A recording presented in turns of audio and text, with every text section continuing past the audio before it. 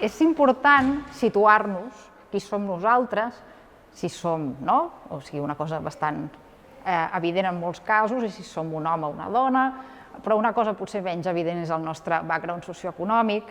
Aleshores està molt bé situar qui som cadascú de nosaltres en aquests eixos. I altres eixos com la possible etnicitat, la possible racialització i també l'orientació sexual, per exemple.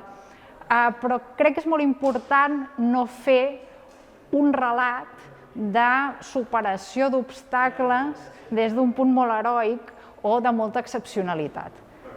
És important tenir com aquest punt de reflexió amb el qual l'estudiantat es pugui veure reflectit. O sigui, més aviat una narrativa del tipus el que volia fer m'agradava molt i tot i que potser no hi havia molta gent que s'assemblés a mi en el lloc on es feia aquella cosa que jo volia fer, doncs la vaig fer igualment i m'ho he passat molt bé fent-la.